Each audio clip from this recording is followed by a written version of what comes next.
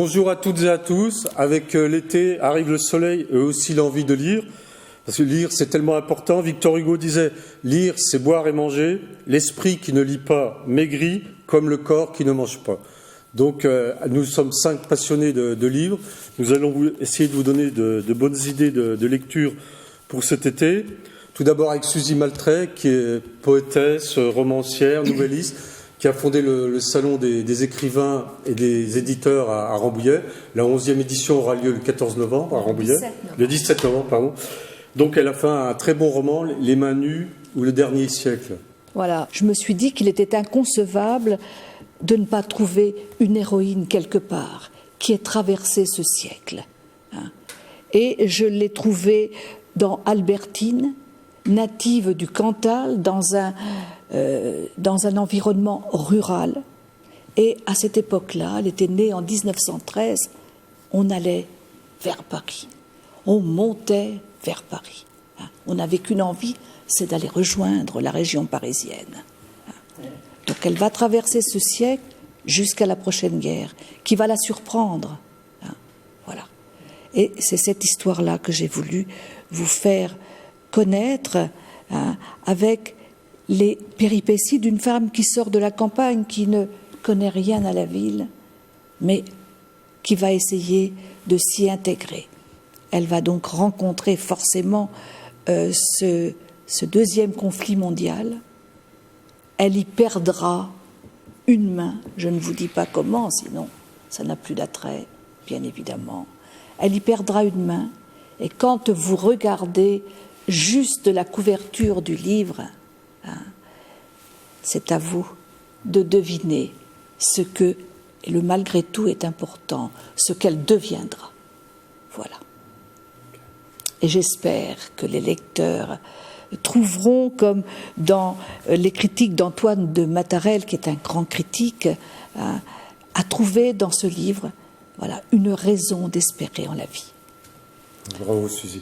Et Monico veut nous faire voyager aussi, Monico, vous nous faites cet été. Je m'excuse, mais je sais plus, c'est plus un livre d'enfant. Oui. Mais Monico, vous êtes conteuse, vous faites un lien entre l'Afrique et la France, présidente de l'association Pirouette, et vous faites beaucoup de choses. Et j'écris un peu aussi. Oui. Donc ce livre, c'est...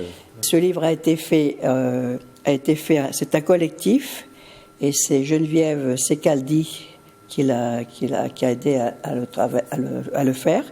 Et ce livre parle de l'autre, c'est sur l'autre et pour l'autre.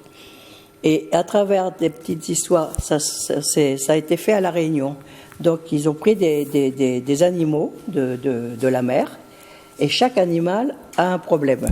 Alors la zourite, elle a 7 pattes au lieu de 8. Alors dans la famille on dit quelle honte. Le cacatois, lui, il a un bec, mais il a pas de bec, mais il a des grosses lèvres roses. Quel malheur, dit dans la famille. Le homard, 4 pinces au lieu de 2. Ça aussi, c'est la honte. La petite tortue, au lieu d'avoir sa carapace, un parasol, elle tient... Non, au lieu d'avoir sa carapace, elle tient un parasol. Enfin, chacun a un problème. Et ils s'aperçoivent que ceux qui en ont trop peuvent équilibrer avec ceux qui en ont pas assez. Et les circonstances font qu'ils se retrouvent tous ensemble et ils sont solidaires les uns des autres. Ils changent leur regard sur eux. Et surtout, les autres changent leur regard sur eux-mêmes. Donc, et je pense que la différence, l'handicap, est que ça passe par les enfants, et que cet été, le livre est gai, charmant, c'est coloré, et ça peut permettre à des parents d'avoir des moments intimes avec leurs enfants et d'aborder, surtout s'ils sont sur la plage, ils peuvent très bien regarder. Voilà. Un très beau livre sur c'est mon petit coup de cœur. Oui, c'est un très beau livre sur le vivre ensemble. Oui. Patrick Ottaviani, qui est auteur, romancier, poète, et fondateur d'une maison d'édition, Les Trompettes Marines, va nous parler d'un livre justement édité par cette maison. Alors ça, c'est effectivement c'est notre 5e publication Trompettes Marines, un livre d'Eugène Dabi. Alors là, on va quitter la plage pour faire un retour dans le passé, parce que ce que nous propose Eugène Dabi, c'est 12 contes qui sont parus dans Paris Soir entre 1933 et 1936. En fait, 12 contes qui se révèlent, qui s'apparentent à la nouvelle et qui sont en réalité des nouvelles.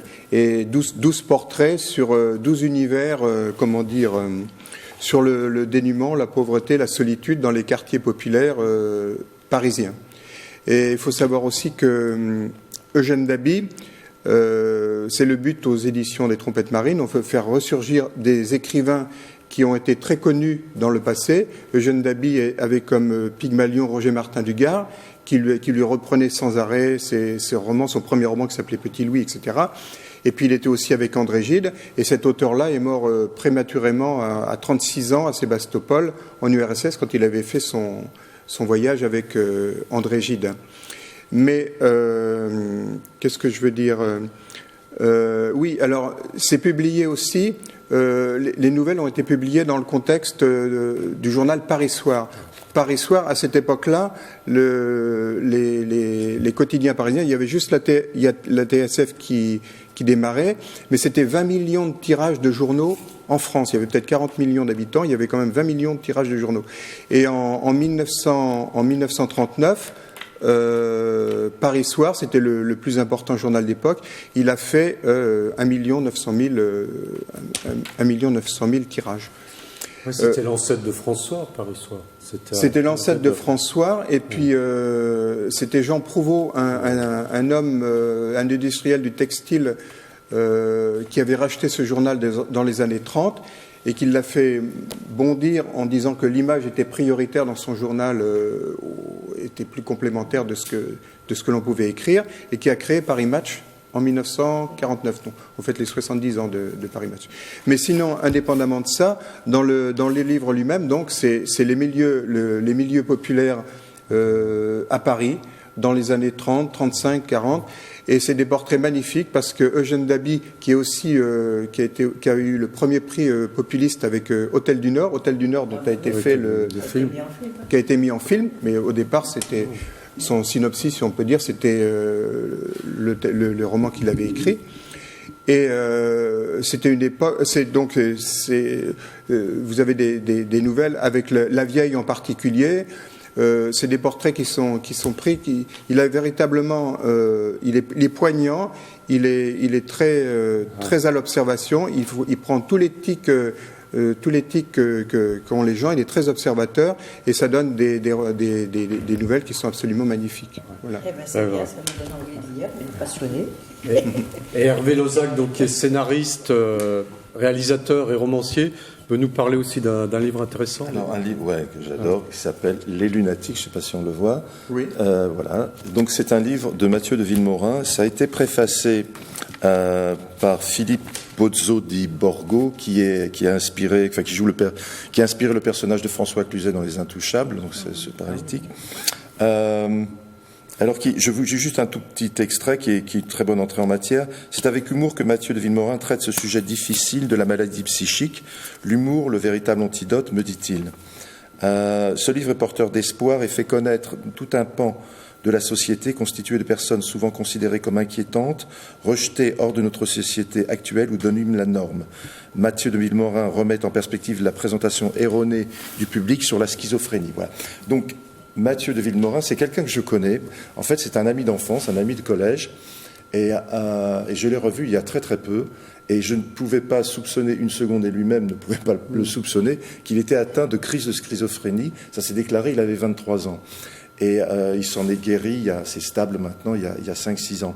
Et en fait, ce qui est extrêmement touchant dans ce livre, c'est deux choses. C'est d'abord l'aveu du fait que c'est une maladie comme une autre, qui peut se déclarer chez chacun. On est toujours un peu borderline avec la folie. Elle peut toucher, il y a le burn-out, il y a toutes sortes de choses qui nous met un petit peu en limite. Et lui, voilà, personne ne pouvait soupçonner que ça lui arrive, et ça lui arrive. Et ce livre est vraiment très, très, très, très beau, très, très touchant, parce qu'il a en plus cette faculté d'être drôle. C'est-à-dire qu'il va c'est un peu, je sais pas, ça me vient à la seconde, là, c'est une espèce de Charlie Chaplin, quoi. Il est trimballé d'un HP à un autre, et ce qu'il fait, c'est qu'il croque les personnages qu'il voit, quoi. Et c'est extrêmement bien écrit, c'est littéraire, il y avait beaucoup d'humour. Et c'est pas un bilan, c'est pas. Alors il y a des bouquins qui sont faits par des praticiens qui expliquent la maladie Perdita, l'autre qui sont faits par des patients, qui expliquent comment ils s'en sortent. Lui, il est en dehors de tout ça, il croise des personnages, et c'est vraiment, vraiment très touchant, vraiment très drôle. Ça se lit très, très facilement.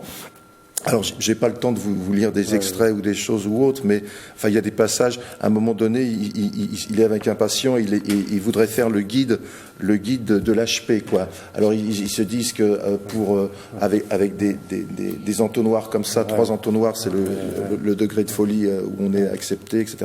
Voilà. Je trouve ce témoignage très bouleversant et très intéressant. Et merci Hervé. Et pour conclure l'émission, je vous propose de redécouvrir Victor Hugo avec l'excellent livre de Jean-François Kahn, 900 pages. Mais c'est passionnant. Jean-François Kahn était l'invité d'honneur du Salon du Livre d'Elancourt de l'an dernier.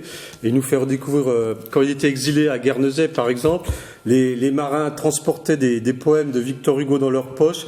Ils vendaient ça et ils risquaient de la prison. Ça fait penser à la résistance. Et il explique aussi le cheminement exceptionnel de Victor Hugo, qui était père de France, financé par le roi, et qui est devenu révolutionnaire, des grands défenseurs de la République. Et c'est passionnant, avec plein de textes inédits, les discours de Victor Hugo au Parlement. Enfin, c'est énorme. C'est vraiment à lire pour redécouvrir Victor Hugo. Donc, merci à toutes et à tous. Encore un bel été à tout le monde et bonne lecture. Merci à tout le monde. Voilà. Passez un très bon été.